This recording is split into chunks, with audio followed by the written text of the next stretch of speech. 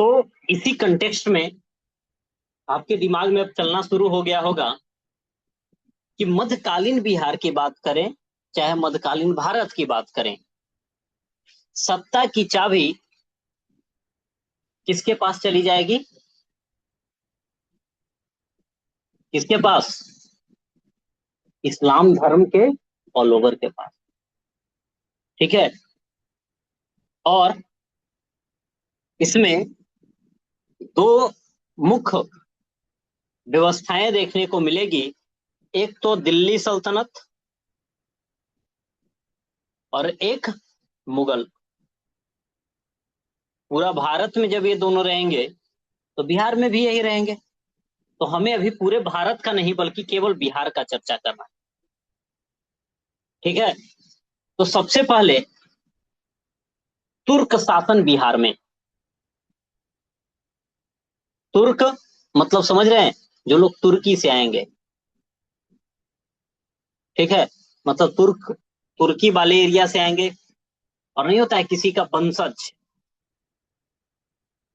तो वंशज के रूप में भी यह तुर्क शब्द का संबोधन किया जाता है। एक अफगान होगा, मतलब अफगानिस्तान वाले एरिया से इनका मुख्य रूप से संबंध होगा।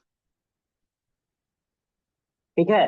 तो विदेशी है तुर्क, अफगानी भी समझो कि विदेशी ही हो गए। और यहीं के वंश मध्यकालीन बिहार में कौन सा वंश होगा? कर्नाट वंश। इंग्लिश में भी वही है नाम। कौन सा वंश? कर्नाट वंश। तो पहले तुर्क पढ़ेंगे, फिर कर्नाट पढ़ेंगे, फिर अफगान शासन। अफगानी कौन रहेगा? शेरशाह सूरी। ठीक है। और फिर उस समय आप देखेंगे कि पूरे सल्तनत काल में बिहार का कंडीशन कैसा रहा। और फिर मुगल काल, जिसका संस्थापक कौन होगा? बाबर। तो मुख्यतः हमने क्या बोला कि दिल्ली सल्तनत आपको पढ़ना है, मुगल काल पढ़ना है, और चीजें कंप्लीट हो जाएगी। लेकिन बिहार के कंटेक्स्ट में है, थोड़ा जुड़ाव कम होगा, फैक्चुअल इंफॉर्मेशन ज्यादा होगी, और आपको इसे याद कर जाना है बस। So simple. तो चलिए हम यहां से चीजों को सिंप्लीफाई करते हुए आगे बढ़ते हैं। तो तुर्क शासन में बिहार की बात करें, इसमें सबसे पहला नाम आता है बिहार के संदर्भ में बख्तियार खिलजी का। बख्तियार खिलजी को कहा जाता है कि यह बिहार में वास्तविक रूप से तुर्क सत्ता को स्थापित किया, है ना। वास्तविक रूप से रियल मायने में बिहार में जो तुर्क सत्ता को स्थापित किया हुआ कौन था? बख्तियार खिलजी, जो कि कुतुबुद्दीन ऐबक का क्या था? दास। और दास मतलब गुलाम, है ना। दास मतलब गुलाम। और जनरली जो गुलाम रहता था वो उस राजा का जनरली दामाद हुआ करता था, ऐसा देखा गया। ठीक है। जब बख्तियार खिलजी बिहार पे आक्रमण करता है तो छोटे छोटे भागों में यहाँ पे चीजें बटी हुई थी। और इसमें उत्तर बिहार में कौन सा वंश का शासन था? कर्नाट वंश का। क्वेश्चन पूछेगा कि जब बख्तियार खिलजी आक्रमण किया, उत्तर बिहार में कौन से वंश का शासन था? कर्नाट वंश, है ना। बिहार में तुर्क सत्ता स्थापित करने का श्रेय किसे जाता है? बख्तियार खिलजी का। इसमें देखेंगे किसने क्या किया भाई। इसने उदंतपुरी, जो कि हम लोगों ने पढ़ा था कहाँ? बिहार शरीफ, नालंदा में था। नालंदा यूनिवर्सिटी, विक्रमशिला यूनिवर्सिटी, इन पागल। सबको इसने तबाह कर दिया, सबको जला दिया, है ना। तो उदंतपुरी को जलाया, नालंदा को जलाया, विक्रमशिला को जलाया, सबको आग लगवा दिया। कौन? ये बख्तियार खिलजी। ऐसा क्यों किया? कहा कि इस एरिया में क्या है, बौद्ध धर्म का प्रभाव है। ठीक है, तो इस्लाम धर्म तब तक नहीं फैलेगा जब तक इसके मेन सेंटर को नहीं खत्म कर दें। और इस उद्देश्य से इसने क्या किया, सेंटर ऑफ लर्निंग को खत्म कर दिया भाई, इस बख्तियार खिलजी ने। ठीक है, और सोचिए भागलपुर तक का पूरा चीजों को साफ कर दिया। उदनपुरी, नालंदा, विक्रमशिला, तीनों को नष्ट करने वाला कौन व्यक्ति है, आपका बख्तियार खिलजी। ठीक है, बख्तियार खिलजी। पहला विजय यह कब किया, 1198 में। एक स्टेशन है जिसका नाम आपने सुना होगा, बख्तियारपुर स्टेशन। नाम सुना है, बाढ़ बख्तियारपुर, सुने हैं आप, शायद सुने होंगे। ठीक है, तो कई लोग का कहना यह है कि भाई बख्तियार खिलजी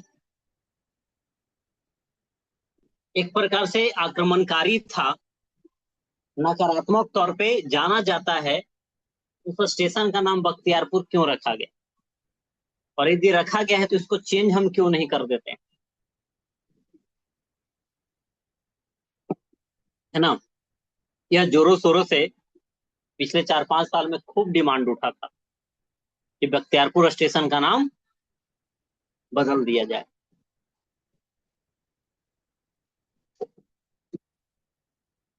है ना, वो बख्तियार खिलजी के नाम पे। खैर,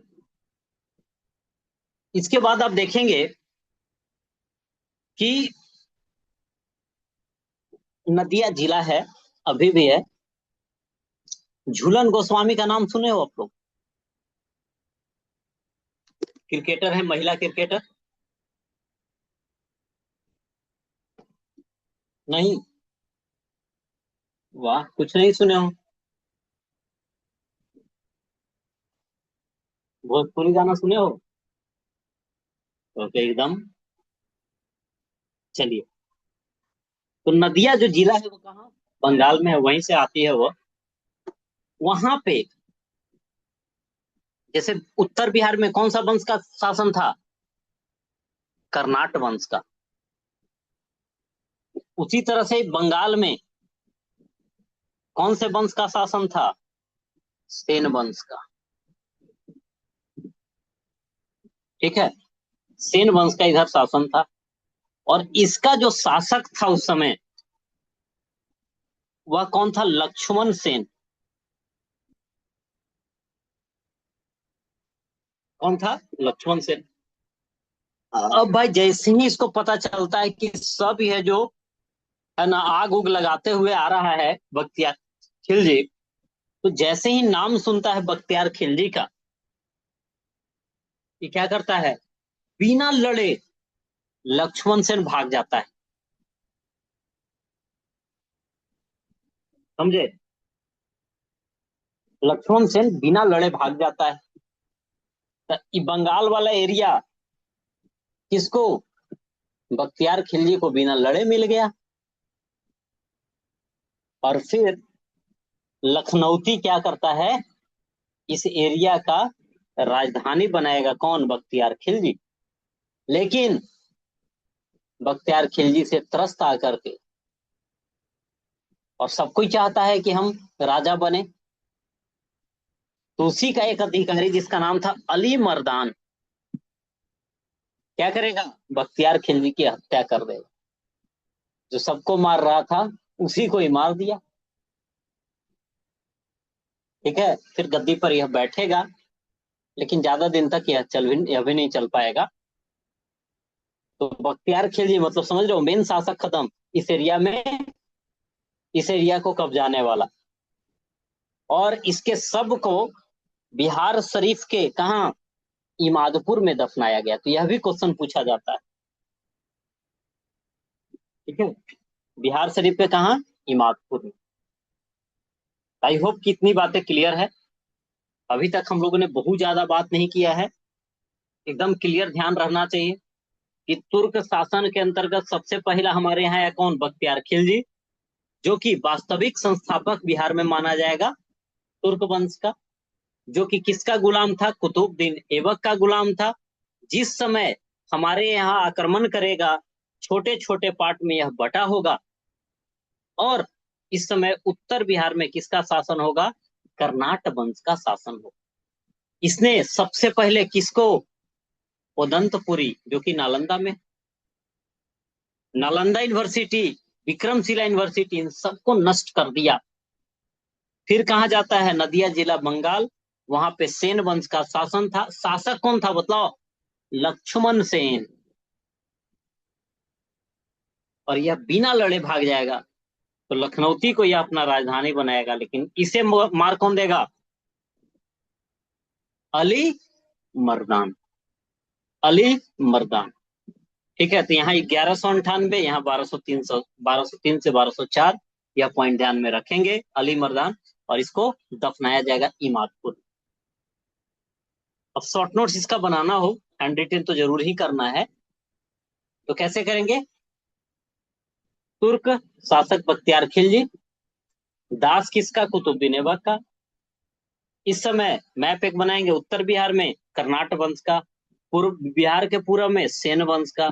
सेन वंश वाला बिना लड़े भाग जाएगा। और ये क्या करेगा? बिहार का तीनों लोकेशन बता दोगे, नालंदा, फिर उदंतपुरी, विक्रमशिला, सबको नष्ट कर देगा। ठीक है, हो गया खत्म। अली मर्दान मार देगा, इमादपुर में इसको दफना देगा। आगे देखिए, अब हम लोगों ने बात किया कि जिस समय क्या था, बख्तियार खिलजी हमारे यहाँ आक्रमण कर रहा था, तो उत्तर बिहार में कौन सा वंश का शासन था? कर्नाट वंश का। ठीक है, कर्नाट वंश का शासन।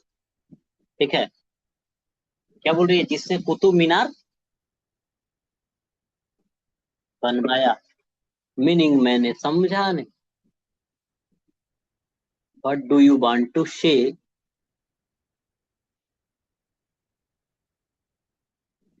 हाँ, बड़का गोदाम निकाली, इसके बाद बोल रही है क्या? अच्छा, नहीं, देखो, कुतुब बख्तियार काकी के याद में कुतुब मीनार है जो बनवाया गया, कुतुबुद्दीन ऐबक के याद में नहीं बनवाया गया है, कुतुब बख्तियार काकी की याद में। उसकी चर्चा हम लोग करेंगे जब पढ़ेंगे हम दिल्ली सुल्तान। ठीक है,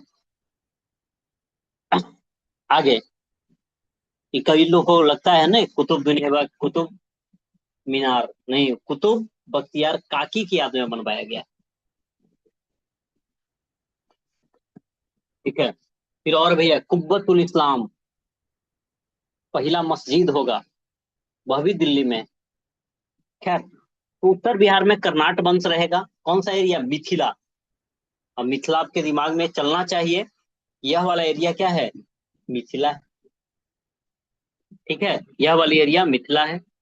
और ये ऐसा नहीं कि हाँ बस इतना ही था, कि पूरा एरिया समझो कि कर्नाट वंश से भरा हुआ। ठीक है, कौन से वंश के पतन के बाद आता है? पाल वंश के पतन के बाद तिरहुत और मिथिला क्षेत्र। अब तिरहुत प्रमंडल आपको याद है कि नहीं? यह वाली एरिया और यह वाली एरिया है ना, इसी में कर्नाट वंश का उदय होगा। जिसके संस्थापक कौन होंगे? अति इंपॉर्टेंट, कर्नाट वंश के संस्थापक नामदेव। उत्पत्ति का पाल वंश के पतन के बाद कौन से एरिया में? तिरहुत और मिथिला। तिरहुत और मिथिला कहे तो है ना, यह बिहार यदि है तो यह वाली एरिया होगा अपना तिरहुत और मिथिला हो जाएगा। संस्थापक कौन? नामदेव। राजधानी इसकी कहाँ थी बताइए? इसकी राजधानी कहाँ? सिमरावगढ़। और ये कहाँ पड़ेगा? आपका नेपाल में। अभी वर्तमान में कहाँ है? नेपाल में है। ठीक है, और इस समय हम लोगों ने पढ़ा कि बख्तियार खिलजी इधर आक्रमण करेगा, तो उस समय शासक कौन रहेंगे? नरसिंह देव। तो नरसिंह देव क्या किए? इससे बचने के लिए कुछ रुपया पैसा दे करके, और क्या किए? बख्तियार खिलजी को मना लेते हैं, घूस दे करके। ठीक है, नजराना यानी भेंट होता है, इसको दे कर करके। और कि बोले कि पैसे ना आपको चाहिए, हम आपका स्वाधीनता स्वीकार करते हैं कि हम हमारे मालिक आप ही हैं। कौन? कर्नाट वंश का नरसिंह देव बोला। किसको? बख्तियार खिलजी को। कहा कि बगलवा में जाइए ना, इधर सेन वंश वाला है, लक्ष्मण सेन बैठा हुआ है, उधर आक्रमण करिए, ज्यादा बढ़िया होगा, हम आपको टैक्स देंगे, है ना, ये पैसा वैसा देता है। ये दोनों में लड़ाई चलता है, कर्नाट वंश और सेन वंश में, दोनों में लड़ाई चलता था। कहा कि हम भी अपना सेना दे रहे हैं, अपन वाला है ये आपका, दोनों मिल के जाइए। डरे बेचारा लक्ष्मण सेन भाग जाता है। ठीक है। तो खैर, पाल वंश के पतन के बाद तिरहुत मिथिला क्षेत्र में कर्नाट वंश का उत्पत्ति होगा, जिसके संस्थापक नामदेव, राजधानी सिमरावगढ़। और जिस समय, बोलो कौन? बख्तियार खिलजी आक्रमण किया, इससे इसके समय में कौन थे? नरसिंह देव, पहला नामदेव संस्थापक, नरसिंह देव बख्तियार खिलजी के टाइम में, है ना। इसके बाद और भी, बख्तियार खिलजी तो मर जाएगा ना, कौन मार देगा? अली मर्दान मार देगा। तो और भी तुर्क लोग आएंगे। तो कर्नाट वंश पर बढ़िया कंट्रोल हो गया था, किसका? बख्तियार खिलजी का। लेकिन बख्तियार खिलजी मरेगा, फिर कोई नहीं मानता है किसी को शासक, फिर स्वतंत्र हो जाता है। तो तुर्क सेनापति था तुर्गिल तुगन, इस एरिया पर आक्रमण करेगा, जिसकी चर्चा धर्मा स्वामिन ने भी किया है, कि इस एरिया में आक्रमण हुआ है, किसका? तुर्कों का। ठीक है। और बोलो, दिल्ली सल्तनत से कुतुबुद्दीन ऐबक था, उसका गुलाम कौन था? बख्तियार खिलजी। बख्तियार खिलजी मरा तो दूसरे को भेजेगा टैक्स लेने के लिए। तो कर्नाट वंश क्या करता था? टैक्स उक्स देता था। लेकिन गयासुद्दीन तुगलक आएगा, आगे रिलेट होगा सब कुछ। गयासुद्दीन तुगलक, तुगलक वंश का संस्थापक था। यह बिहार बंगाल वाले एरिया में आएगा, कहा कि टैक्स उक्स नहीं चाहिए, सीधा मेरे कंट्रोल में आओ। और 1324-25 में कर्नाट क्षेत्र पर क्या कर लेता है? विजय प्राप्त कर लेता है। और इस समय इसके शासक जो थे, हरि सिंह देव थे। अब देखिए, तीन बातें, अभी तीन नाम हम लोगों ने चर्चा किया है, इतना ही सिंपल याद करना है भाई। क्या? कर्नाट वंश के संस्थापक नामदेव, बख्तियार खिलजी के टाइम में बतलाइए नरसिंह देव, और गयासुद्दीन तुगलक के टाइम में हरि सिंह देव। हरि सिंह देव। अब बताओ, अभी हम लोगों ने क्या बात किया कि गयासुद्दीन कहा भाई कि हमको टैक्स नहीं चाहिए, क्या चाहिए? कि पूरा क्षेत्र हमको चाहिए। तो इसका मतलब क्या होगा? जब वो गयासुद्दीन जीत गया, इट मीन्स यह एरिया किसके कब्जे में? गयासुद्दीन के कब्जे में। इसके बाद है जो कोई शासक नहीं रहेगा। और इस प्रकार से कर्नाट वंश का अंतिम शासक हरि सिंह देव रहेंगे, है ना। हरि सिंह देव रहेंगे। तो बताओ, तीन चार नाम क्लियर हुआ या नहीं? पहला संस्थापक कौन? नामदेव। बख्तियार खिलजी के टाइम में, बोलो, बख्तियार खिलजी के टाइम में नरसिंह नरसिंह देव, देव। है ना, नर सिंह देव। और अगला कौन बताए? हरि सिंह देव। हरि सिंह देव। किसके टाइम में?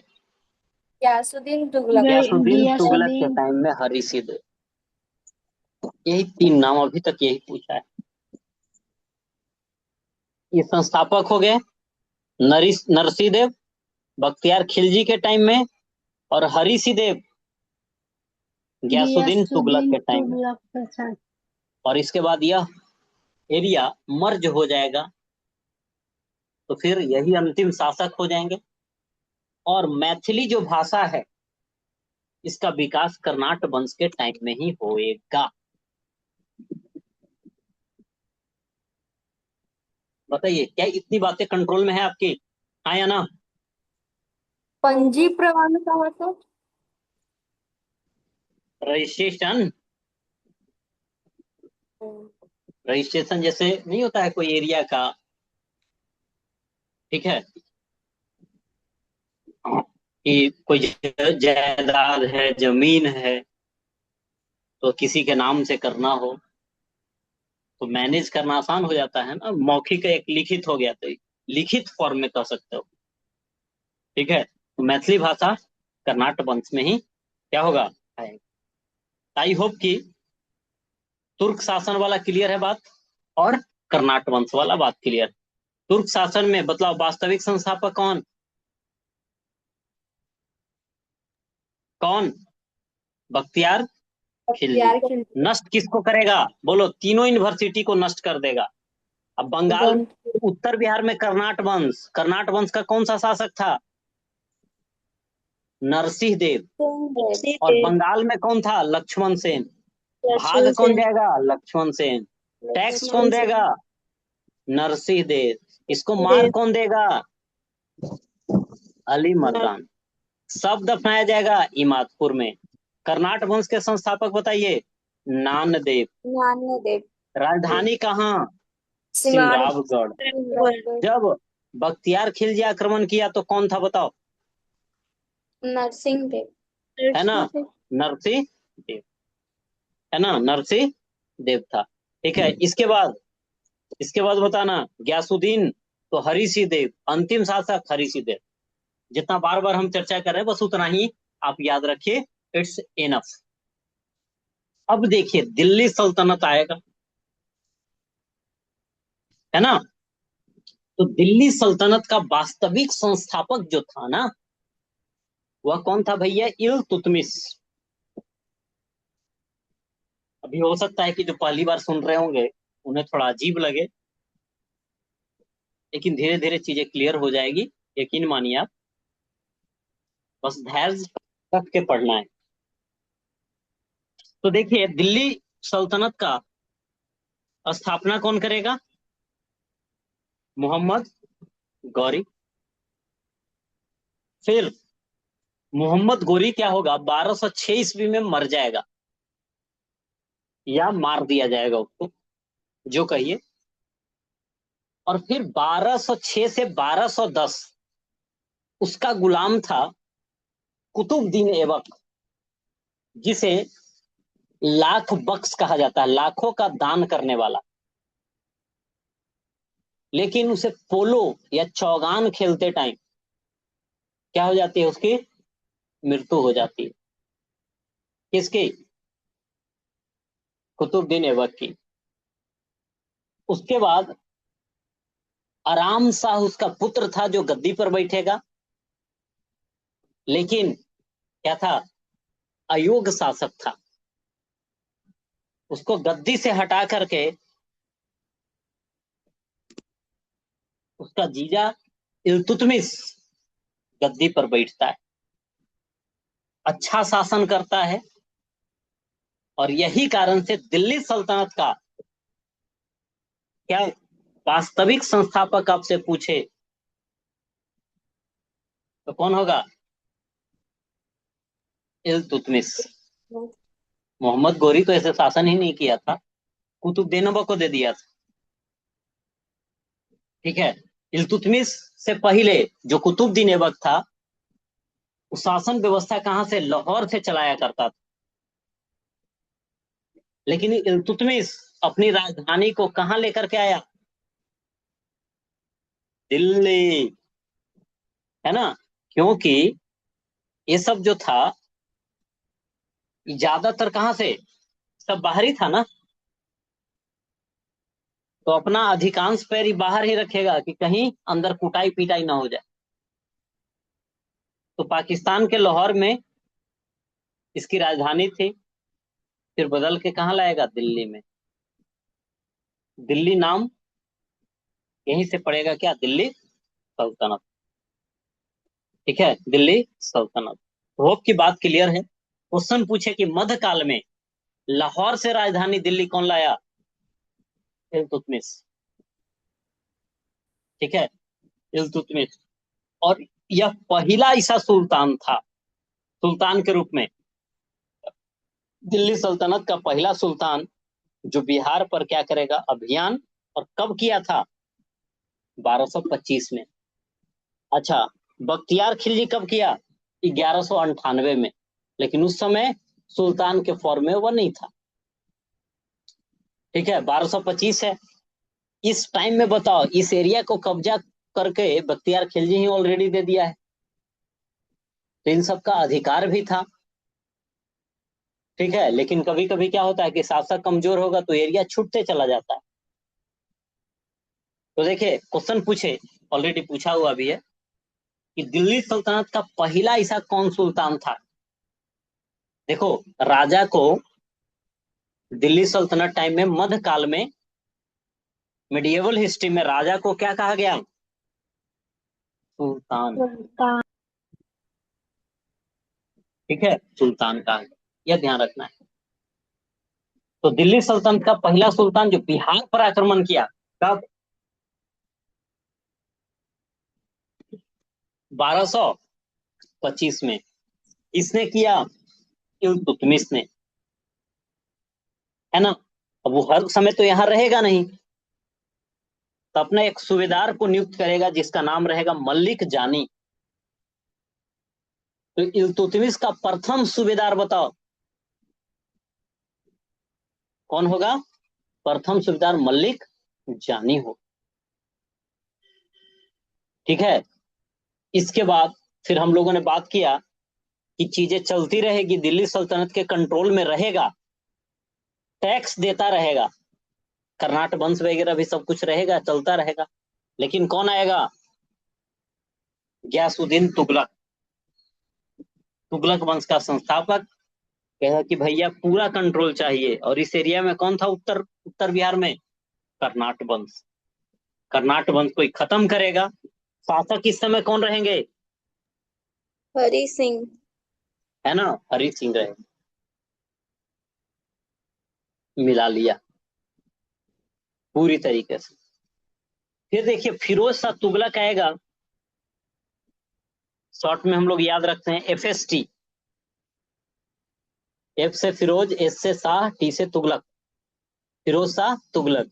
GT कहें दिल्ली सल्तनत में, मतलब समझ जाइए, गयासुद्दीन तुगलक। MBT बोले मतलब मोहम्मद बिन तुगलक। MBT कहें तो मोहम्मद बिन तुगलक। दिल्ली सल्तनत का सबसे पढ़ा लिखा सुल्तान MBT, लेकिन इसको मूर्ख सुल्तान कहा जाता है। पढ़ा लिखा तो था, लेकिन ये 5 गो ऐसा ऐसा फैसला ले लेगा ना जिससे इसका पूरा साम्राज्य डूब जाता है। तो ऐसा नहीं कि हाँ पढ़ा लिखा इट मीन्स सब वो सही फैसला लेगा। पढ़ना लिखना और सत्ता चलाना दोनों दो बातें होती है। लेकिन ऐसा नहीं है कि हाँ एकदम निठाहे मूर्ख हो। ठीक है, एज लाइक एग्जाम्पल के तौर पे आप जान रहे होंगे, है ना, कहने का जरूरत नहीं है अभी वर्तमान कंडीशन जो है अपने राज्य का, है कि नहीं। चलिए, खैर, तो पागल बादशाह था, पढ़ा लिखा मूर्ख था, इसके बारे में हम लोग चर्चा करेंगे बाद में। चलिए, ये बंगाल अभियान करेगा कब, 1359 में। और पटना गया के अभिलेख से प्राप्त हुआ है कि आक्रमण किया है। जैन मंदिर कहाँ है, राजगीर में। इसमें क्या दिया है, अनुदान। ठीक है, यानी इसे इंग्लिश में क्या बोलते हैं, ग्रांट। जब कोई पैसा हम किसी को दिए, ठीक है, और फिर हम वापस ना लिए, ऐसे समझ लो, वही अनुदान राशि। अब देखो, तुगलक टाइम में बिहार की राजधानी कहाँ थी, बिहार शरीफ। और उस समय यह बौद्ध धर्म का प्रमुख केंद्र हुआ करता था। ठीक है, इसके बाद आप देखेंगे कि तुगलक टाइम में यहाँ पे मलिक इब्राहिम, जिन्हें मलिक बयां भी कहा जाता है, यह प्रमुख शासक होंगे इस एरिया के, जिनका मकबरा कहाँ होगा, बिहार शरीफ में। और अति इंपॉर्टेंट पॉइंट कि इस सब जो भी कहानी हम देख रहे हैं, छोटी मोटी टूटी फूटी, इस सब एक बुक में लिखा हुआ है। यहीं से हम जानकारी प्राप्त करते हैं। उस बुक का नाम है तबकाते नासिरी। अति इंपॉर्टेंट है, ध्यान रखना। अति मतलब कह दिया, नहीं याद करोगे दुर्गति हो जाएगा भाई। तबकाते नासिरी, जिसके लेखक है मिन्हाज ए सिराज। और इसी में बिहार का नाम क्या मिलता है, बिहार। याद करो, वो पहली क्लास। याद आ रहा है कुछ, बताइए। क्या सबसे पहला पॉइंट की शुरुआत हम लोगों ने इसी से किया था कि बिहार का नाम विहार क्यों पड़ा, याद है? हम लोगों ने उसी टाइम पढ़ा था कि 13वीं शताब्दी में, 12वीं 13वीं शताब्दी में क्या होगा, मुस्लिम आक्रमणकारी आएंगे इस जगह पे। यहाँ पे बौद्ध भिक्षुओं का निवास स्थान विहार था, ठीक है। और इसकी अधिकता के कारण से उच्चारण क्या होगा, विहार से बिहार हो जाएगा, और यही अपने इस राज्य का नाम पड़ जाता है। तो बताइए, सल्तनत काल में कौन कौन सी बात हमें अब याद रखने वाली है, ठीक है? बताइए। सबसे पहला बात, पहला सुल्तान जो बिहार आया, आक्रमण किया, जीता, इल्तुतमिश। कब? 1225 में। सूबेदार किसको बनाया? मलिक जानी को। और कर्नाट वंश को अपने में मिलाया, जीटी गयासुद्दीन तुगलक। जिस समय कर्नाट वंश का शासक कौन था? हरि सिंह। इसके बाद फिरोज शाह तुगलक भी आएगा, आक्रमण करेगा, जैन मंदिर में अपना क्या करेगा, योगदान भी देगा। और इस समय बिहार की राजधानी रहेगी बिहार शरीफ, जो बौद्ध धर्म का प्रमुख केंद्र। और महत्वपूर्ण शासक में मलिक इब्राहिम, जिसे मलिक बयां भी कहा जाएगा, और इसका मकबरा बिहार शरीफ में है। इन सब की जानकारी एक बुक से मिलती है, जिसका नाम है तबकाते नासरी। क्या नाम है? तबकाते नासरी। अति इंपॉर्टेंट है। यदि कहा जाए कि बीपीएससी 150 क्वेश्चन पूछती है, उसमें से 20 क्वेश्चन लगभग बिहार का है ना? और 20 क्वेश्चन हम टॉप चुनना रहे तो एक क्वेश्चन हम भी जरूर चुनेंगे। इतना इंपॉर्टेंट यह है ना? इसलिए आपको याद भी हो गया होगा, मिन्हाज ए सिराज इसकी रचना।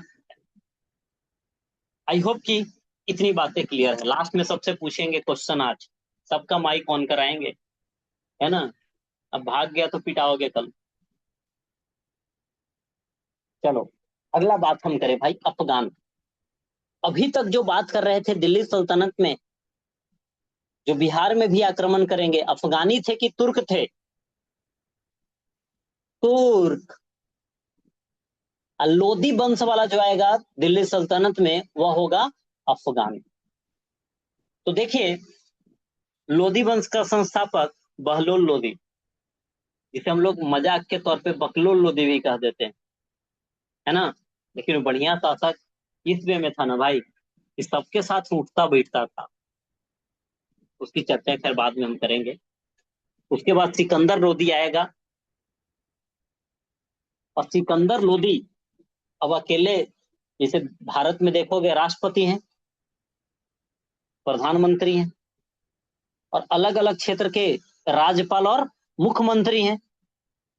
समझ रहे हो? प्रशासनिक व्यवस्था, इस तरह से चीजों को कंट्रोल किया जाता है देश को। वैसा पहले भी था। तो बिहार वाले एरिया में सिकंदर लोदी ने किसको चुन रखा था? दरिया खान नुहानी को। कौन? दरिया खान नुहानी। अब देखो, बहलोल लोदी, सिकंदर लोदी, उसके बाद गद्दी पर बैठेगा कौन? कौन? इब्राहिम लोदी। यह इब्राहिम लोदी भैया 1526 ईस्वी में बाबर के हाथों हार जाएगा। पानी पथ का प्रथम युद्ध में हार जाएगा। और यह दिल्ली सल्तनत का पहला ऐसा सुल्तान था, सुल्तान मतलब आपके दिमाग में अब आ गया होगा, दिल्ली सल्तनत का पहला ऐसा सुल्तान था जो युद्ध क्षेत्र में मारा जाता है, वह था इब्राहिम लोदी। तो दरिया खान नुहानी इस एरिया का था शासक। इसी का पुत्र था बखार खां, कहीं बहार लिखेगा कहीं बखार लिखेगा, लगभग समझ जाना है चीजों को, ठीक है। तो बखार खान नुहानी, अब इब्राहिम लोदी मारा जाता है तो दिल्ली में तो कोई है नहीं अब, है ना, दिल्ली सल्तनत वाला अब नहीं है। 1526 में इसको मार उड़ के दिल्ली सल्तनत की गद्दी पे इब्राहिम लोदी बैठा हुआ था, 1526 में मार दिया गया। अब गद्दी पर दिल्ली में कौन बैठ गया? बाबर। और यही बाबर कौन से वंश का स्थापना करेगा? मुगल वंश। इसी बाबर का बेटा रहेगा हुमायूं। इसी हुमायूं का बेटा रहेगा कौन? अकबर। और यही अकबर का बेटा रहेगा कौन? जहांगीर। और जहांगीर का शाहजहां, शाहजहां का औरंगजेब। और औरंगजेब तक चीजें एकदम दमदार तरीके से चलेगी, लेकिन जैसे ही औरंगजेब गड़बड़ाएगा मुगल भी गड़बड़ा जाएंगे, है ना, मुगल भी क्या होंगे? गड़बड़ा जाएंगे। चलो, इब्राहिम लोदी 1526 में चला गया। तो इस एरिया में जो बखार खान नुहानी था, कहा कि हम भैया एकदम स्वतंत्र हैं, ठीक है, हम क्या हैं? स्वतंत्र है। इसके बाद आप देखेंगे कि कई सारे अफगान जो थे, यहाँ इब्राहिम लोदी गद्दी पर है, ठीक है, इसका कई सारा चच्चा उचा जो था, इनवाइट किसको किया था? बाबर को, कि आओ, है ना। इसे दिल्ली में क्या है, गद्दी पे बैठा हुआ है कौन? इब्राहिम लोदी। बाबर को बुलाया कि आओ अब मार उड़ के चल जाओ, ठीक है। इसका चच्चा उच्चा सोचता है इब्राहिम लोदी का कि मार उड़ के चल जाएगा तो इस एरिया में शासन कौन करेगा? हम ही लोग करेंगे। जिसका नाम था दौलत खां लोदी, इसके चच्चा का नाम क्या था? दौलत खां। तो बुलाता है, लेकिन बाबर क्या था? इसको मारा भी और इस एरिया को छोड़ के भी नहीं गया। यहाँ पे क्या किया? सत्ता स्थापित कर दिया। इन लोग को कुछ मिला भी नहीं और इसको मरवा भी दिया, ठीक है। तो यही है। खैर, तो बखार खान नुहानी इब्राहिम लोदी के जाने के बाद अपना सत्ता स्थापित कर लेगा। फिर क्या होगा? अफगान लोग शुरू में तो किसको? बाबर को हेल्प किया। क्यों हेल्प किया? ताकि हमको सत्ता मिल जाए दिल्ली वाला, बाबर लड़ उड़ के चल जाएगा। लेकिन ऐसा हुआ नहीं, ठीक है। फिर ये अफगानी को भी कुटना शुरू कर दिया बाबर। तो फिर अफगानी वगैरह सब मिल करके लड़ाई लड़ेंगे 1529 में, जिसे घाघरा का युद्ध कहते हैं। अफगान हार जाएगा।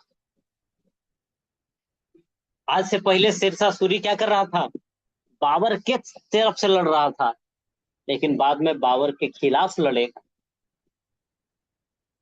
समझे, बाबर के खिलाफ लड़ेगा। लेकिन 1530 ईस्वी में बाबर की मृत्यु हो जाती। तो फिर से देखो, मजबूत व्यक्ति खत्म हो गया। तो फिर यहाँ पे शेरशाह सूरी यहाँ की गद्दी को हथियाने का प्रयास करता है। साथ में बाबर का बेटा कौन था? हुमायूं। तो हुमायूं भी आएगा, शेरशाह सूरी भी आएगा, और ये लड़ेगा लगभग 10 साल तक, समझे। और तब जाकर के दिल्ली की गद्दी किसको मिलेगी? शेरशाह को। ये भारत छोड़ के ही हुमायूं भाग जाएगा, लेकिन तैयारी कर रहा होता है कि शेरशाह कब कमजोर पड़ता है। लेकिन बड़ा अच्छा काम शेरशाह कर रहा था भाई। 1545 में कलिंजर अभियान कर रहा था। और ये क्या करेगा, ये मान लो कि बड़ा सा बिल्डिंग है, इस पे बम मार रहा था, बारूद तोप वाला। क्या होता है कि इसका गोला रिटर्न हो करके इसी को लग जाता है, लो, है ना, काम कहानी खत्म। यहाँ पे बारूद का ढेर रखा हुआ था, तब में आग लग जाता है, और शेरशाह की 1545 में मृत्यु हो जाती है। तो 5 साल तक शेरशाह बड़ा अच्छा शासन किया। आगे भी करता, बट कुदरत को मंजूर नहीं थी चीजें। इसको उदार शासक माना जाता है, किसको? शेरशाह को। हम पढ़ेंगे उसमें तो बहुत सारी चीजें खुल करके आएगी। अब देखिए, तो शेरशाह सूरी के बारे में हम थोड़ा जाने। यह सूर वंश से इसका संबंध था। जन्म 1486 ईस्वी में हुआ था। पिता का नाम हसन खां, जो कि कहाँ के? सासाराम के जमींदार थे। क्वेश्चन पूछता है शेरशाह का मकबरा कहाँ, तो डायरेक्ट लोग याद कर लिए सासाराम, काम भी आता है डायरेक्ट वाला। इस देखिए, शेरशाह सूरी कौन कौन सा वंश? सूर वंश से संबंधित होगा। अफगानी होगा कि तुर्क होगा? अफगानी था। इसके पिता का नाम हसन खां, सासाराम का जागीरदार था। जागीरदार कहो, जमींदार कहो, ऐसे समझ सकते हो, ठीक है। बचपन का नाम इनका फरीद खां, और एक बार क्या था, बखार खां नुहानी, जो हम लोगों ने पढ़ा कि दरिया खां नुहानी का पुत्र था, बखार खां नुहानी। ये क्या देखता है शेर खां, फरीद खां को, कि शेर को है जो हरा देता है भाई, एकदम अपनी तलवार से पीछे पीस कर दिया, शेर को मार देता है। यही बखार खां नुहानी किसको? फरीद खां को कौन सा उपाधि देता है? बोलो। शेर खां शेर की खा। उपाधि भी देता है, और इसी के बाद यह शेर शाह बन जाता है। तो शुरू में फरीद खां था, बाद में यह शेर खां हो गया, है ना, शेर खां हो गया। यह जो शेर खां था, नुहानी के पतन के बाद, ये जो बखार खां नुहानी है, देख रहे हैं, जिसने इसको शेर खां की उपाधि धारण की दिया, ये बखार खां की मृत्यु हो जाती है। और बखार खां बड़ा अच्छा मानता था किसको? शेर खां को। तो शेर खां या शेर शाह अपने आप में बड़ा मजबूत शासक था। तो फिर बखार खां नुहानी की मृत्यु के बाद उनकी जो बेगम थी लॉर्ड मलिका, उससे यह क्या कर लेता है? विवाह। तो नहीं होता है कि बेगम से, महारानी से विवाह करो तो राजा बनने का रास्ता क्या हो गया, इसके लिए आसान हो गया।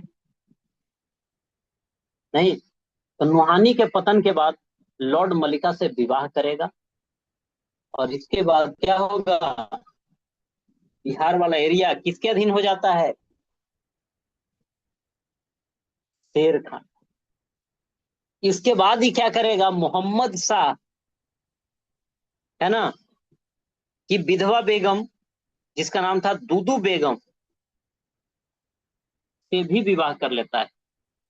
यानी फिर यहाँ पे विधवा महिला से विवाह कर लिया, तो फिर से उसका एरिया इसके कब्जे में हो गया, ठीक है। और हम लोगों ने शुरुआती दौर में ही कहा था कि कई लोग क्या करते हैं, किसी क्षेत्र को जीत नहीं पाते हैं, तो वह क्या कर लेंगे? विवाह,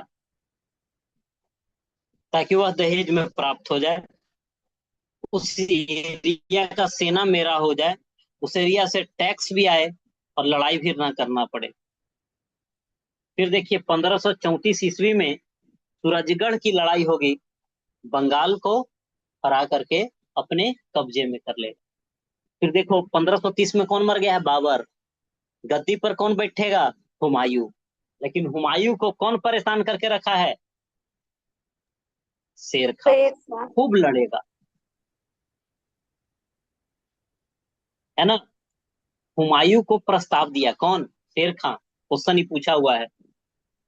क्या दिया था कि यदि उसे बंगाल पर अधिकार करने दिया जाए तो बिहार को समर्पित कर देगा और 10 लाख रुपया देगा हर साल टैक्स के रूप में। क्वेश्चन पूछता है यह किसका स्टेटमेंट है? शेर खां का। किसको दिया? हुमायूं को।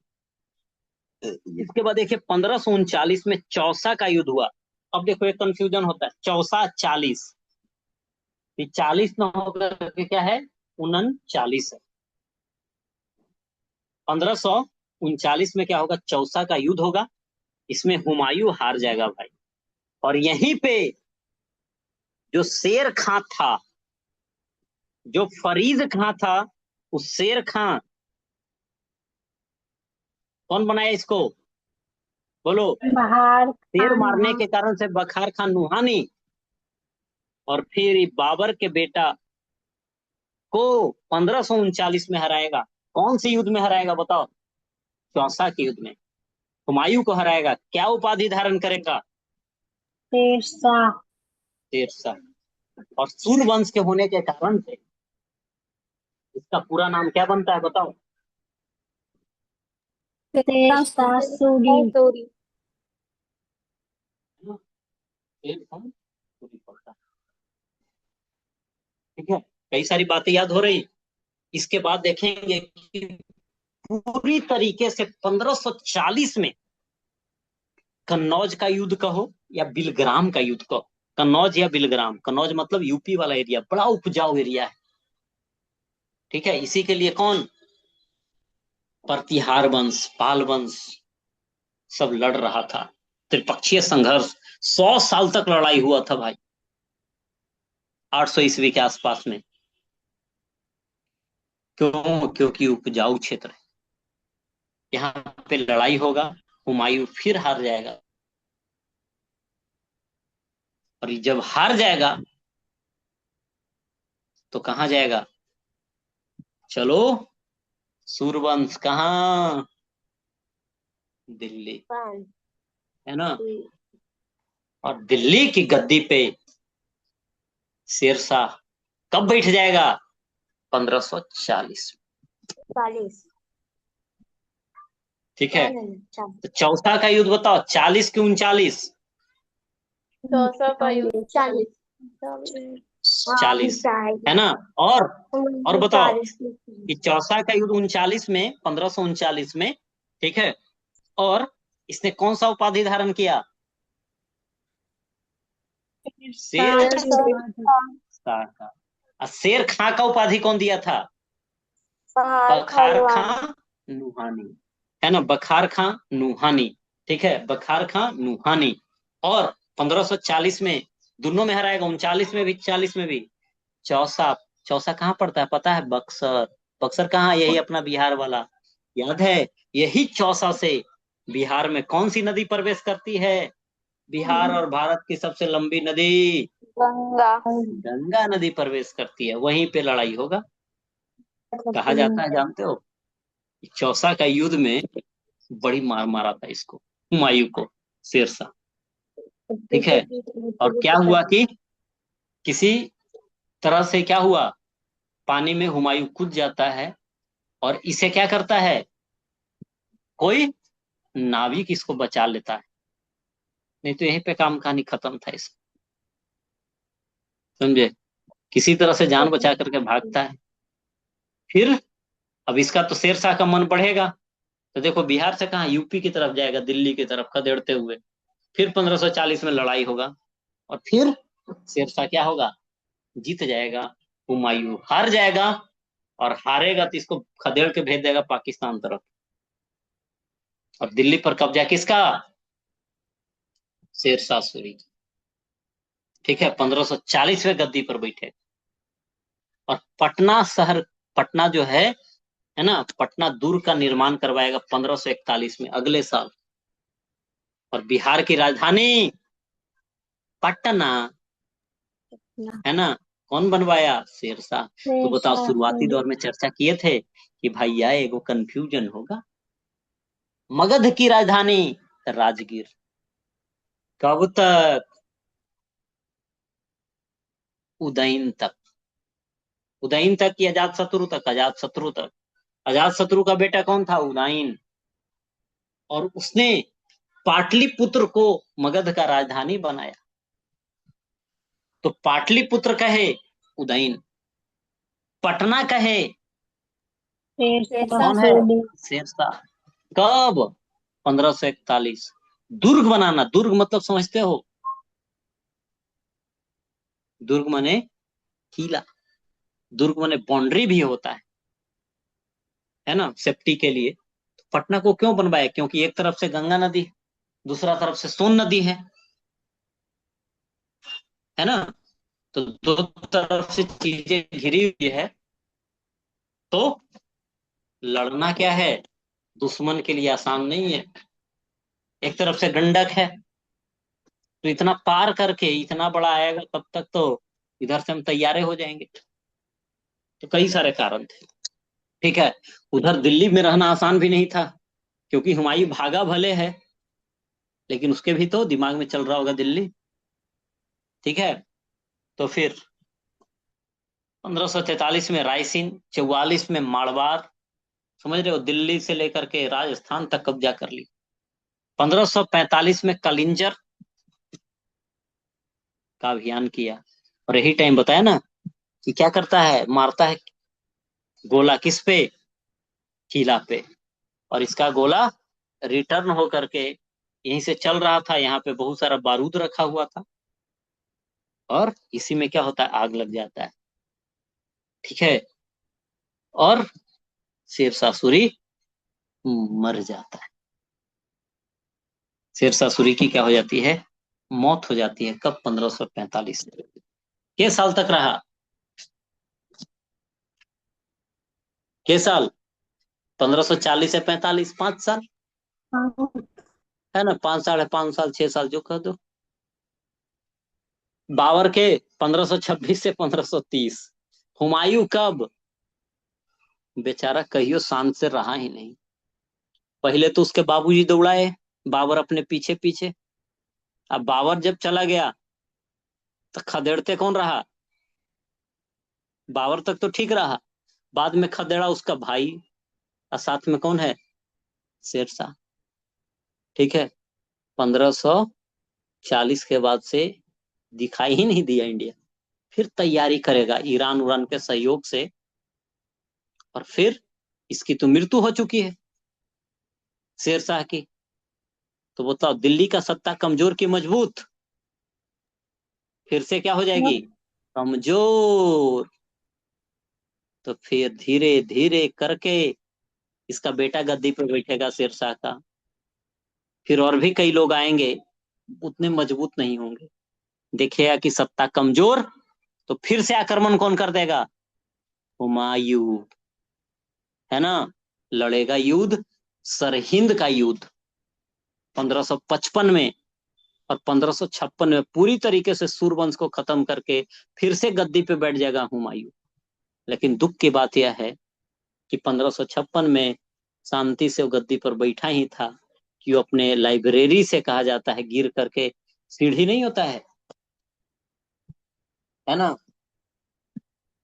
सीढ़ी पे बेचारा घोलटनिया मार दिया, गिर गया सीढ़ी से। सीढ़ी से गिर गया तो इस दुनिया को छोड़ करके चला गया। ठीक है। इसी के संदर्भ में एक इतिहासकार है, एक हिस्टोरियन है, जिसका नाम है लेनपुल। खूब पूछा जाता है हुमायूं के बारे में। उनका कथन है कि हुमायूं जो है, क्या जिंदगी भर लड़खड़ाते रहा, और लड़खड़ाते हुए चला गया। ठीक है। पहले सत्ता के लिए संघर्ष किया, और अंत में अब समझ रहे हो कि 1540 के बाद फिर 15 वर्ष, और ऐसे भी उधर उम्र हो चुका होगा, तो सही ढंग से तो रहा नहीं। ठीक है, तो लड़खड़ाते हुए आया और लड़खड़ाते हुए चला गया। लेनपुल बोला किसके संदर्भ में? हुमायूं के समय। है ना, हुमायूं के संदर्भ। उसके बाद उसका छोटा बेटा रहेगा अकबर, है ना, लगभग 14 साल का उम्र रहेगा, 13 से 14 साल। ठीक है, 14 साल लगभग। और उस समय फिर गद्दी पर वो बैठेगा। ठीक है, तो 14 साल का बच्चा तो जो शासन चला पाएगा? नहीं चला पाएगा। ठीक है, तो उसके संरक्षक के रूप में रहेंगे बैरम खां। ठीक है, और एक महामनगा रहेगी, उसकी चर्चा हम लोग बाद में करेंगे। खैर, अभी आते हैं, फिर से हम मुद्दे पे लौटते हैं इधर। तो 1545 में तो खत्म, है ना। तो शेर शाह अपने ही टाइम में खुद का मकबरा बनवा लिया था, इंडो इस्लामिक शैली में। कहा में? सासाराम। सासाराम। अब सोचो, मकबरा जो है किसी के मरने के बाद है जो बनता है, आई अपना जिंदे में ही बनवा लिया था। तो ये शुरू तो करवा दिया था, बट यह खुद ही नहीं रहा, तो उसका पुत्र इस्लाम शाह जो गद्दी पे बैठता है शेरशाह सूरी के मरने के बाद, वही इसको पूरा करवाएगा। इसका आकार जो देखेंगे क्या है, अष्टकोणीय। कौन सा पत्थर? रेड सैंडस्टोन से बना हुआ है। और बीच में देखेंगे चारों तरफ से पानी है, तालाब है। ठीक है, बीच में जाने का रास्ता है, आपने देखा भी हो। फिर रोहतास का किला भी शेरशाह बनवाता है। इसने जबती प्रणाली है जो लाया था, जिसमें क्या, भूमि जितना हुआ करता था उसके आधार पर लगान। आज भी देखते हो लगान, टैक्स वगैरह वसूला जाता है खेत वगैरह को लेकर के, जिसको बोलते हैं रसीद कट। रसीद में क्या है? लगान ही है एक प्रकार से। तो शेर शाह के टाइम से ही चीजें थी। इसके बाद यह जाना जाता है अच्छा शासन प्रणाली के लिए, सुव्यवस्थित। इसके टाइम में संचार व्यवस्था था, मीन्स ऑफ कम्युनिकेशन, डाक व्यवस्था था, सैन्य व्यवस्था था, राज व्यवस्था, इस सब में सुधार करे।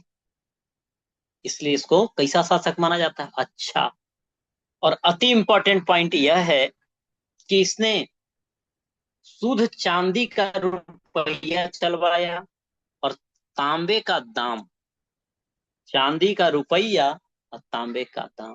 क्वेश्चन पूछता है, आज जो हम लोग रुपया रुपया चल चिल्लाते हैं, बोलते हैं, उस रुपया को चलाने का श्रेय किसके पास है? बोलिए भाई लोग। शेरशाह सूरी। है ना, केवल भाई लोग बोलते हैं, ऐसा मत समझना कि हाँ हमको नहीं बोल रहे हैं, सबको बोलते हैं। ठीक है, तो शेरशाह सूरी चलवाया था। ठीक है, तो तांबे का दाम, चांदी का रुपया, शेरशाह सूरी चलाया है भैया। है ना, उसका पुत्र जलाल खां, जो कि इस्लाम शाह की उपाधि धारण करके गद्दी पर बैठता है, लेकिन ज्यादा दिन तक यह चल नहीं पाता है। सूरवंश फिर बट जाता है अलग अलग भागों में। और 1555 में उधर से ताक में कौन था? हुमायूं। मच्छीबार और सरहिंद का युद्ध जो कि 1555 में हुआ, उसमें सिकंदर सूर हार जाएगा और सूरवंश यहीं पे क्या हो जाएगा, खत्म। और फिर से कौन? हुमायूं है जो गद्दी पे बैठ जाएगा। यह है सूरवंश की कहानी। क्या चीजें याद हुई? कुछ बातें समझ पा रहे हैं आप? हाँ या ना?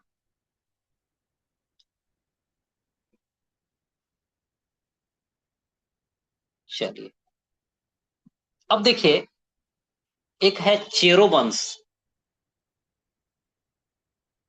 कौन सा वंश? चेरो वंश। ये देखेंगे ना मुख्य रूप से पलामू वाला एरिया में।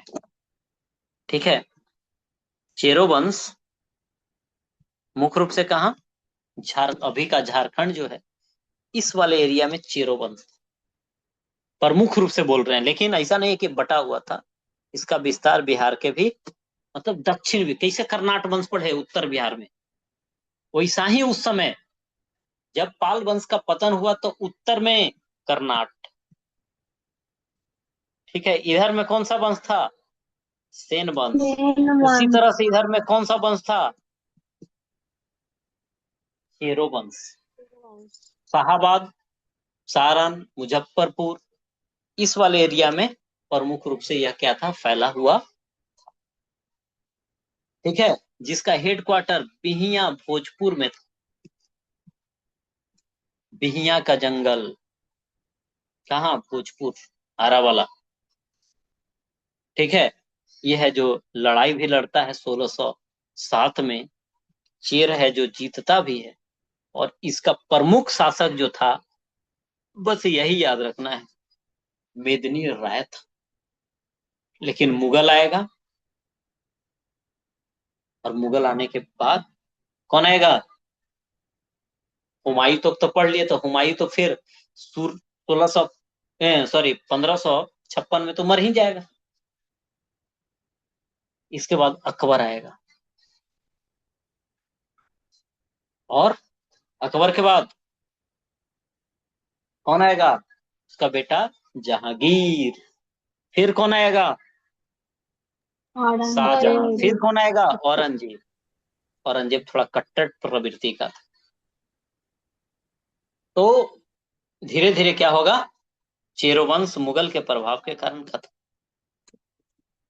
मुगल के प्रभाव के कारण से चेरो वंश आपका क्या हो जाता है? खत्म। तो बस दिमाग में यह रखना है कि जिस प्रकार से उत्तर बिहार में कौन सा वंश था? कर्नाट वंश कर्नाटक। था। उसी प्रकार से दक्षिण बिहार में चेरो वंश था। हेडक्वार्टर बिहिया का जंगल भोजपुर में, प्रमुख शासक मेदिनी राय। मुगल आया, चेर खत्म, ठीक है। तब प्रभाव किसका देखना है हमें? मुगल का।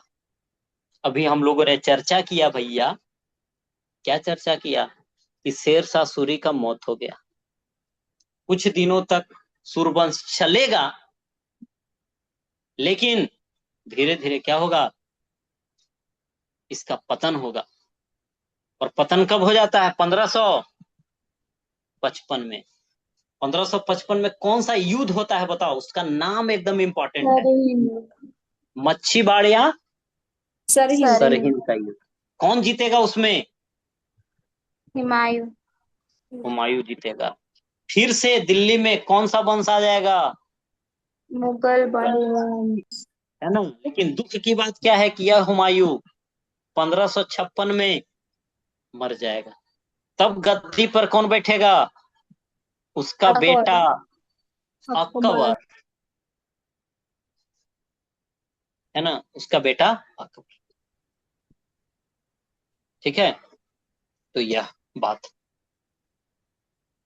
तो उधर है जो शेर शाह सूरी मर ही जाता है, मुगल का स्थापना हो जाता है 1555-56 में। और उस समय बिहार किसके हाथों में था? ताज खां कर्रानी के हाथ, ठीक है। लेकिन इसका चलेगा नहीं। तब बिहार में भी कौन आएगा लड़ने के लिए? यहाँ पे बिहार में कौन है? ताज खां कर्रानी, जो कि क्या था? किसका समर्थक? शेर शाह सूरी का। यानी ताज खां करानी क्या था? अफगान। अकबर क्या था? तुर्क। और ऑलरेडी हम लोगों ने देखा कि तुर्क और अफगान में लड़ाई हो रहा है ना, सत्ता को लेकर करके। लेकिन ये पंगा लेना नहीं चाहता है कौन? ताज खां करानी। अकबर के प्रति सम्मान दिखाता है, कहता है भैया पैसा वैसा हम दे देंगे, शासक हमें बने रहने दो इस एरिया का, ठीक है। लेकिन क्या होगा? ताज खां करानी गोड़ हाथ पर लेगा अकबर को कि आक्रमण मत कीजिए, आपको पैसे ना चाहिए इस एरिया से, भेज देंगे टैक्स। लेकिन उसका बेटा कहा कि एरिया मेरा, हम क्यों टैक्स देंगे ये छोटका लड़का को, है ना। तो क्या हुआ, अब अकबर छोटा नहीं रहा, थोड़ा बड़ा हो चुका था। और ये क्या करेगा, 1576 में इस एरिया पर आक्रमण करेगा और पटना को जीत लेगा, जिसके डर से दाऊद खां को पटना छोड़ करके भागना पड़े। क्वेश्चन यही पूछा कि क्या अकबर ने आक्रमण किया, कब किया, 1576 में किया। क्या इल्तुतमिश ने आक्रमण किया,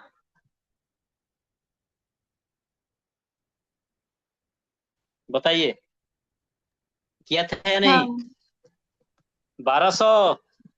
25 1225 में किया था। चलिए, आई होप कि याद हो रहा हो। वही बोलते हैं कि पेशेंस रखे, है ना, चीजों को लेकर के ध्यान से सुनिए, थोड़ा सा कंसंट्रेशन बनने में टाइम लगता है, ठीक है, और फिर चीजें अच्छी होने लगती है। तो दाऊद खां के बाद है जो फिर कोई लौट के नहीं आएगा, इसको अच्छे से कूट पीट देगा अकबर, फिर कहेगा कि इस एरिया में क्या करो, अब अपना आदमी बैठा हो। तो 1576 में जीता और इसको एक प्रांत का दर्जा दिया, राज्य का रूप में कह सकते हैं। तो मतलब मुगल का एक प्रांत के रूप में बिहार कब बना, 1580 में। अब सोचिए कितना गड़बड़ बात है भाई, जो एक समय पूरा क्या था, शक्ति का केंद्र था, पावर का यह सेंटर था, और अब क्या है, दूसरे का ही कंट्रोल में आ चुका है। तो मुगलों के कंट्रोल में पूरी तरीके से 1580, जिसमें अब गवर्नर भी बनाएगा इस एरिया का। तो अकबर ने किसको बनाया, ये अब यह वाले बात ये याद रखना है ना, मुनीम खां को बनाया। अकबर किसको बनाता है गवर्नर, मुनीम खां को,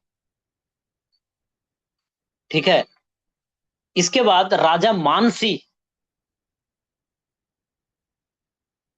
राजा मानसी को फिर बनाया जाएगा इस एरिया का प्रांतपति, गवर्नर, मुनीम खां के बाद, ठीक है। तो पहला बनेगा मुनीम खां, फिर कौन बनेगा, राजा मानसी। और इस समय राजा मानसी के टाइम में मजबूत हो जाएगा एरिया। और इस समय बिहार की राजधानी क्या हुआ करती थी, बोलिए, रोहतास। रोहतास सबसे पढ़ा लिखा जिला, रोहतास चावल और गेहूं सबसे ज्यादा, रोहतास रोहतास। सोन नदी प्रवेश कहाँ से करती है, रोहतास रोहतास रोहतास। यूपी और बिहार, यूपी और झारखंड के साथ बॉर्डर कौन लगाता, रोहतास। सबसे पुराना जल विद्युत परियोजना, हाइड्रो इलेक्ट्रिक पावर वाला, रोहतास। रोहतास डोलामाइट मिलता है, रोहतास है। रोहतास में जो पर्वत श्रृंखला है, बिंद की पहाड़ी, है ना, तो बिंद की पहाड़ी का हिस्सा यह है। खैर आगे देखिए, तो बताइए, अकबर के टाइम में मुनीम खां, और उसके बाद राजा मानसिंह। इसके बाद आप देखिए जहांगीर आएगा, अकबर के बाद बोले ना कि जहांगीर उसका बेटा गद्दी पे बैठता है, ठीक है। छोटा नागपुर मतलब समझ रहे हैं कहाँ, झारखंड उरखंड वाला एरिया पर कब्जा हो जाएगा, इधर से हीरा और सोना भी इसको मिलेगा।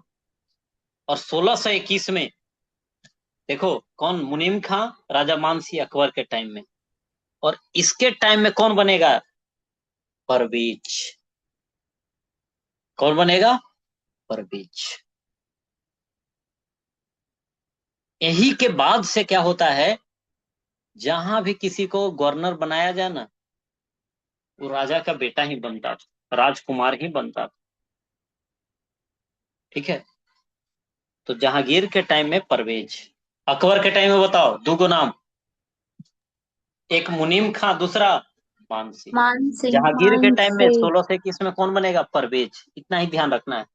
फिर आएगा औरंगजेब, और औरंगजेब अपना पोता को बनाएगा अजीम को, और इसी के नाम पे पटना का नाम क्या पड़ता है, अजीमाबाद। ठीक है। इसके बाद आप देखेंगे कि औरंगजेब की मृत्यु 1707 में होएगी। पूरा भारत जश्न मनाएगा, क्योंकि यही तक मजबूत शासक था। इसके बाद सत्ता कमजोर, छोटे छोटे राज में बंटना शुरू हो गया। जो जो राजपाल था वो अपने आप को राजा घोषित कर दिया, मुगल के अधीन नहीं रहना चाहा। ठीक है। खैर, उत्तरवर्ती काल में देखो फर्रुख सियार है, फर्रुख सियर, ये अपना राज्याभिषेक करता है। राज्याभिषेक मतलब समझ रहे हो, राज्याभिषेक मतलब समझते हैं, इसे मुख्यमंत्री के रूप में यहाँ लक्ष्मी शपथ के ग्रहण रूप होता में। है। तो राजा के रूप में एक प्रकार से कह सकते हैं शपथ ग्रहण। तो बिहार में दो गो मुगल सम्राट ऐसा हुआ, क्वेश्चन पूछा जाता है। एक तो फर्रुख सियार और दूसरा शाह आलम द्वितीय। दोनों का दोनों राज्याभिषेक बिहार में किया। तो समझ सकते हैं कि बिहार का इंपॉर्टेंस हमेशा से रहा है। आज भी देखो, केंद्र में जो हमारी सरकारें चल रही है, बिहार के बदौलत चल रही है। बिहार में लोकसभा की 40 सीटें हैं, है ना। यदि अपना ये पैर खींच ले तो केंद्र सरकार क्या हो जाएगी, घुटने पे आ जाएगी। ठीक है। तो बिहार शुरू से ही रहा है, लेकिन अभी दिक्कत आने लगी है। खैर, तो शाह आलम द्वितीय, यानी दूगो हो गया, कौन कौन, एक फर्रुख सिंह और दूसरा शाह आलम द्वितीय, दोनों क्या करेगा, राज्याभिषेक करेगा। औरंगजेब की मृत्यु होगी, सत्ता कमजोर होगी, और बिहार किसका भाग बन जाता है, बंगाल का। फिर अब इस बिहार पे बंगाल का अधिकार हो जाएगा, और मुर्शिद कुली खां, जो कि बंगाल का पहला नवाब रहेगा, है ना, इस एरिया पर क्या अपना अधिकार जमाएगा। टैक्स वगैरह वसूली करने का काम यही करे। कौन लोग, नवाब लोग। ठीक है। फिर सुजाउद्दीन बनेगा, और उस टाइम अलीवर्दी खां उप सूबेदार बनेगा। ठीक है। इसके बाद गिरिया का युद्ध होता है 1740 में, और अलीवर्दी खां सरफराज खां को हराएगा और शासक बन जाएगा। मुगल को 2 करोड़ रुपया देता है, कहता है कि हमारा अपना पद को है जो स्थायी कर दो। फिर 1756 में अलीवर्दी खां की क्या होगी, मृत्यु। और इसके बाद 1757 में क्या होगा बताइए, पलासी का युद्ध। और उसके बाद 1764 में होगा बक्सर का युद्ध, और 1765 में होगा इलाहाबाद की संधि। और इसके तहत बिहार, बंगाल, उड़ीसा, ये सब क्षेत्र पर नियंत्रण किसका हो जाएगा, अंग्रेज। अंग्रेज का नियंत्रण हो जाएगा, है ना। अंग्रेज का क्या हो जाता है, नियंत्रण हो जाता है। आई होप कि यहां तक बातें आप रिलेट कर पा रहे होंगे। ठीक है। फिर लास्ट में एक धर्म हमारा बचता है, कौन सा धर्म, सिख धर्म। इसमें हम लोगों ने बात यह किया था कि सिख धर्म के संस्थापक कौन थे, गुरु नानक, जिनका जन्म 1469 तालवंडी में हुआ था, जो कि अभी कहाँ, पाकिस्तान में है। ठीक है। तो गुरु नानक, इनके बारे में हम लोग डिटेल अलग पढ़ेंगे। टोटल 10 गुरु होते हैं, जिसमें 3 गुरु बिहार में आएंगे। कौन कौन, गुरु नानक, गुरु तेग बहादुर, 9वें गुरु, 10वें गुरु गुरु गोविंद सिंह। तो गुरु गोविंद सिंह जो 10वें गुरु थे, इनका तो जन्म ही बिहार में हुआ। और पहला जो गुरु थे, गया घूमे, राजगीर घूमे, पटना, मुंगेर, भागलपुर, इन सभी जगह पे घूमे थे। और 9वें गुरु जो थे, वो लड़ने के पर्पज से सासाराम, गया होते पटना आएंगे। और इनकी पत्नी जो थी गुजरी देवी, इनको पटना छोड़ कर करके और वह युद्ध के लिए निकल पड़ते हैं। यहीं पे इनका जन्म होता है, किनका? गुरु गोविंद सिंह। ठीक है, जो कि सिख धर्म के 10वें एवं अंतिम गुरु होंगे, जिनका जन्म 26 दिसंबर 1666 को होगा। 10 वर्ष बाद 10वें गुरु बनेंगे, यानी इनके पिता की मृत्यु के बाद। और 1699 में खालसा पंथ का स्थापना करेंगे। और देखिए, हरिमंदर साहब पटना साहिब में है जो गुरुद्वारा, क्या है? इन्हीं का जन्म स्थली है। ठीक है, जिसका निर्माण महाराजा रंजीत सिंह के द्वारा करवाया गया था, और इन्हीं को पटना साहिब कहा जाता है। ठीक है, तो आपको 3 गुरु ध्यान रखना है कि बिहार आए थे। बाकी उधर हम पढ़ेंगे तो चीजें क्या कवर हो जाए।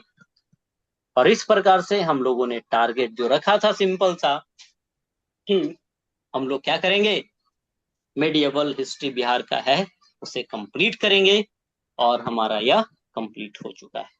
तो बताइए, रिवीजन कर लिया जाए जरा जल्दी से।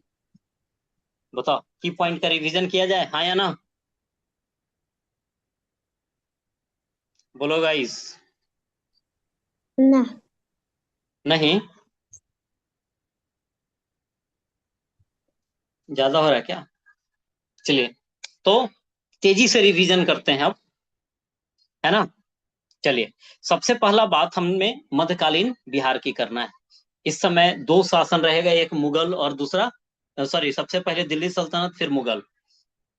उसके पहले हम बात करें कि दिल्ली सल्तनत अस्थायी रूप से आए, उसके पहले क्या होगा? सबसे पहला तुर्क शासक में बख्तियार खिलजी का आक्रमण होगा। और बख्तियार खिलजी जो कि कुतुबुद्दीन ऐबक का क्या था? गुलाम। ठीक है, जब यह बिहार में आक्रमण करेगा तो इस समय पाल वंश के पतन के बाद उत्तर बिहार में कर्नाट वंश और दक्षिण में किसका शासन था? बताओ। चेरो चेरो, चेरो चेरो का शासन था, है ना? चेरो का शासन था। अब देखिए, सबसे पहले कि बख्तियार खिलजी आक्रमण करेगा 1198 में, उदंतपुरी को अपना निशाना बनाएगा। फिर नालंदा यूनिवर्सिटी, विक्रमशिला यूनिवर्सिटी को इसने नष्ट किया। नदिया जो कि बंगाल में पड़ता है, सेन वंश की राजधानी थी।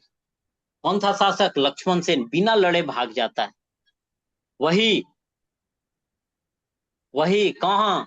बिहार में, उत्तर बिहार में कौन था? नरसिंह देव। और नरसिंह देव क्या करेगा? पैसा वैसा दे करके, हाथ उथ जोड़ करके, और इसके खतरे से बच जाता है। ठीक है, लक्ष्मण सेन भाग जाता है, अली मर्दान इसको मार देगा। फिर कर्नाट वंश, मिथिला का कर्नाट वंश, इसी के टाइम में क्या होगा? मैथिली भाषा का उद्भव होगा। कौन से एरिया में होगा बतलाओ? तिरहुत और मिथिला क्षेत्र में होगा। जिसके संस्थापक कौन होंगे? नामदेव। राजधानी होगी सिमरावगढ़। बख्तियार खिलजी के टाइम नरसिंह देव। तुर्गिल तुंगन वाला, है ना, चर्चा मिलता है धर्म स्वामिनी के द्वारा किया गया। और फिर गयासुद्दीन तुगलक क्या करेगा? अपने में पूरा मिला लेगा। उस समय शासक हमारे यहाँ कौन रहेंगे? हरि सिंह देव, जो कि सबसे अंतिम शासक के रूप में आएंगे। फिर दिल्ली सल्तनत होगा। दिल्ली सल्तनत का जो वास्तविक संस्थापक था इल्तुतमिश। इल्तुतमिश गद्दी पर बैठेगा। पहला सुल्तान जो 1225 में क्या करेगा? बिहार पर आक्रमण करेगा। सूबेदार नियुक्त करेगा मल्लिक जानी को, है ना, मल्लिक जानी को। और गयासुद्दीन तुगलक अस्थायी रूप से मिला ही लेता है। फिरोज शाह तुगलक भी 1359 में आक्रमण करेगा, है ना, जैन मंदिर में दान भी देगा। और बिहार शरीफ इसके टाइम में क्या थी? राजधानी। फिर मल्लिक इब्राहिम, इन्हें मल्लिक बयां भी करते हैं, कहते हैं, जिसकी मकबरा कहाँ है? बिहार शरीफ में। सबकी चर्चा किसमें मिलती है? तब कहते हैं नासिरी में। पुस्तक के लेखक कौन है? मिन्हास ए सिराज हैं। इसके बाद अफगान शासक की बात करें तो इसमें, है ना, कौन था? दरिया खान नुहानी शुरुआती दौर में शासक था। इब्राहिम लोदी मरेगा तो फिर क्या होगा? बखार खान नुहानी स्वतंत्र रूप से सत्ता को क्या करेगा, है ना, स्थापित करेगा। लेकिन क्या होगा? बाबर से लड़ना पड़ेगा और अफगान हार जाएगा, है ना, अफगान हार जाएगा। बुरा लगेगा शेरशाह को।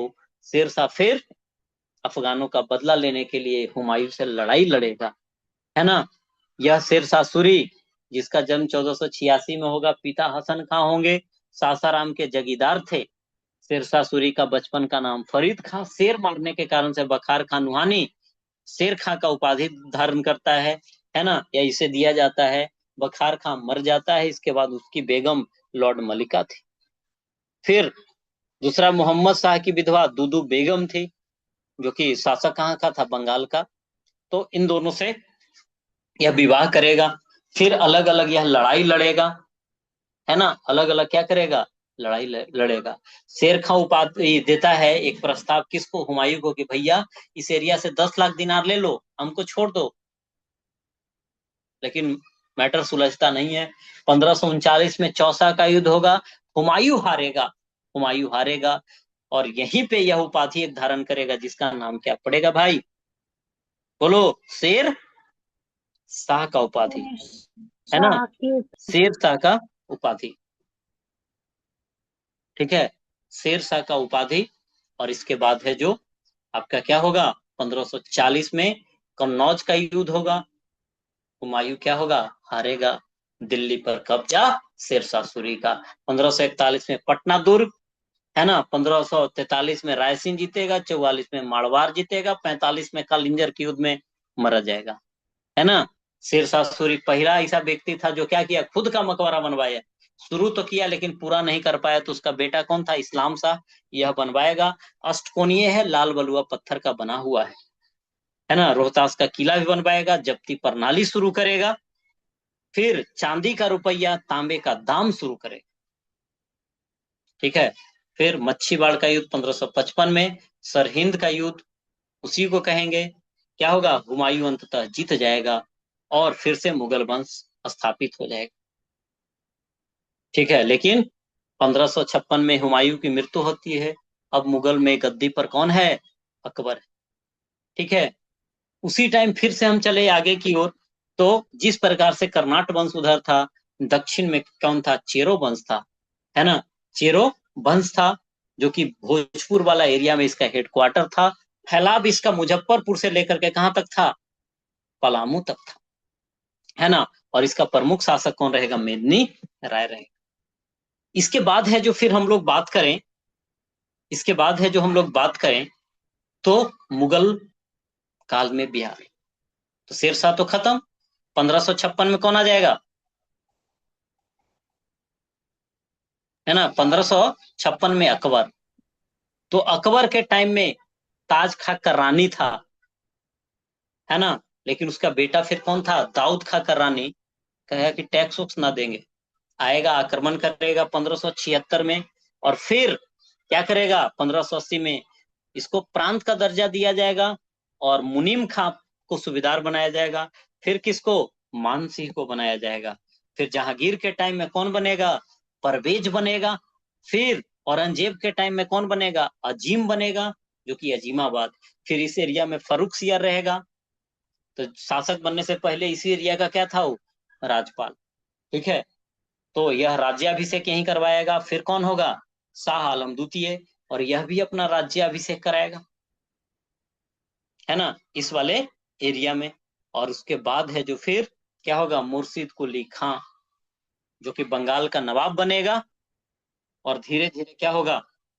यह बिहार का एरिया बंगाल का हिस्सा बन जाएगा औरंगजेब की मृत्यु के। लेकिन फिर क्या होगा? 1757 में पलासी का युद्ध, 1764 में बक्सर का युद्ध, है ना। यहाँ के शासक हार जाएंगे और फिर बिहार बंगाल का एरिया किसके कब्जे में आ जाएगा? अंग्रेजों के कब्जे में आ जाएगा। तो अब अंग्रेज वाला यानी मॉडर्न हिस्ट्री का पार्ट अब आ जाएगा। ठीक है। उसी बीच में एक सिख धर्म की बात करें, जिसके संस्थापक गुरु नानक होंगे। 9वें गुरु तेग बहादुर, 10वें गुरु गुरु गोविंद सिंह बिहार वाले एरिया में, है ना, आए कुछ दिनों तक ये लोग रहे। इवन गुरु गोविंद सिंह का तो जन्म ही यहीं हुआ। और इस प्रकार से हमारा मेडियल हिस्ट्री हम लोग पढ़ चुके हैं। आपका रिवीजन भी हो चला है, तो होप की बातें बिल्कुल क्लियर होगी। ठीक है, बोलो कुछ फायदा हुआ, याद हुआ बोला जाए।